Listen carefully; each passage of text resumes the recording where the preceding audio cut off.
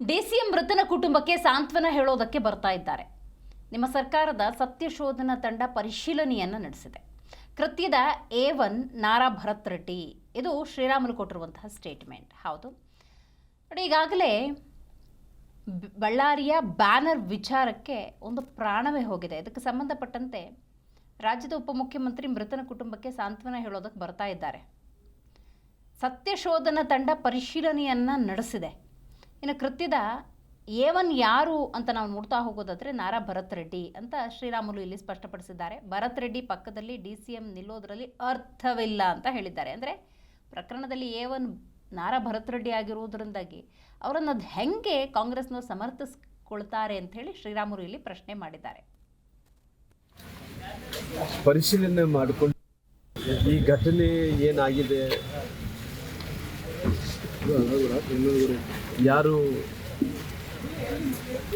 ಕಾಂಗ್ರೆಸ್ಸಿನ ಕಾರ್ಯಕರ್ತ ರಾಜಶೇಖರ್ ರೆಡ್ಡಿಯವರು ಡೆತ್ ಆಗಿದ್ದನ್ನಂಥ ವಿಚಾರವನ್ನು ತಿಳ್ಕೋಬೇಕು.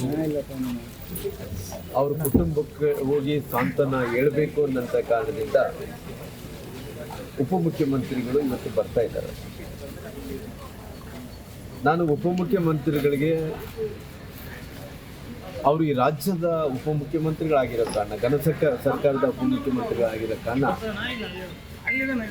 ಇವತ್ತು ನಿಮ್ಮ ಸರ್ಕಾರದಲ್ಲಿದ್ದಂಥ ಸತ್ಯ ಶೋಧನಾ ಕಮಿಟಿ ಬಂದು ಪರಿಶೀಲನೆ ಮಾಡಿಕೊಂಡು ಹೋಗಿದೆ. ಪರಿಶೀಲನೆ ಮಾಡಿಕೊಂಡು ಹೋದ ನಂತರ ಪುನಃ ನೀವೇನು ಮಾಡ್ತೀರಿ, ಅದರಿಂದ SIT ಕೊಡ್ತೀರಿ. SITಗೆ ಕೊಟ್ಟ ನಂತರ ನಾನು ಈ ಮೂಲ ಇವತ್ತು ಬುಡವನ್ನು ಹುಡ್ಕೊಂಡು ಹೋದ್ರೆ, ಈ ಬುಡಕ್ಕೆ ಹುಡ್ಕೊಂಡು ಹೋದ್ರೆ ಇದಕ್ಕೆ ಮೇನ್ ಕಲ್ಪ್ರೇಟ್ ಬಂದು ಅವರು ಶಾಸಕರಾದಂಥ ನಾರಾ ಭರತ್ ರೆಡ್ಡಿ ಅವರು.